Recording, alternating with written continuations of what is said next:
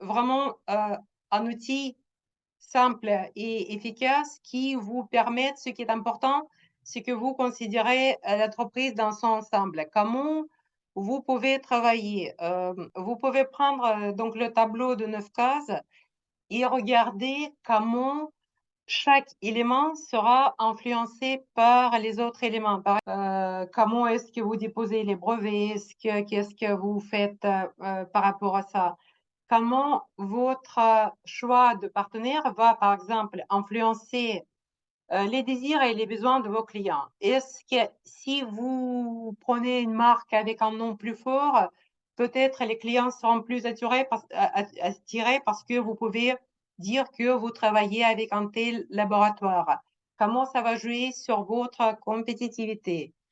Euh, Comment ça va être par rapport au coût? Ça, c'est également quelque chose de très important de prendre en compte parce que vos coûts vont influencer fortement votre prix de mise sur le marché. J'ai déjà vu des cas quand les gens s'emballaient un petit peu sur les coûts, ils faisaient de mieux en mieux, ils mettaient un paquet, mais après, il fallait vendre tellement cher qu'il n'y avait pas de clients. Donc, bref, vous pouvez étudier votre entreprise sur tous ces angles pour voir comment ils s'entrecroisent et comment il y a les impacts mutuels. Vous pouvez aussi prendre cette grille et voir où vous avez fait même, ne serait-ce que faire des petites SWOT. Je pense que tout le monde connaît SWOT, c'est force, faiblesse, opportunité, menace. Vous pouvez colorer les cases avec bleu, orange, rouge pour voir où vous êtes bien, où vous êtes moins bien, où il faut apporter euh, attention supplémentaire. Vous pouvez trouver où vous avez vraiment des problèmes. Le problème global souvent, et c'est que on n'a pas tout ça, on ne passe pas tout ça souvent en revue en permanence.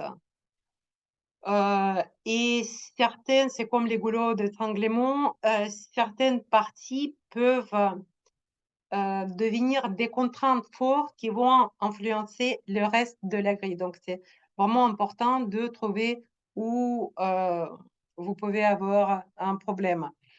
Après, vous élaborez une stratégie, vous regardez quelle amélioration vous pouvez apporter sur telle ou telle autre case et comment cette amélioration va jouer sur les autres cases. Ça, c'est également très important.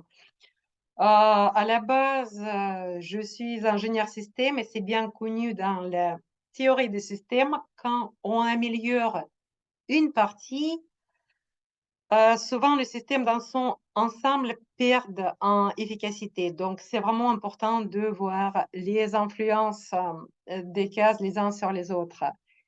Et après, vous passez au concret.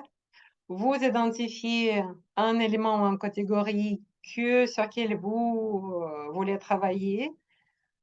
Vous identifiez un certain nombre d'options et après, vous choisissez les meilleures options, comment vous les améliorez. C'est juste avoir en vue tous les éléments. Je prends quelques secondes pour présenter l'équipe de CEO Coach. En fait, j'ai créé une structure qui est assez légère. Nous sommes tous des coachs indépendants spécialisés dans différents domaines d'activité.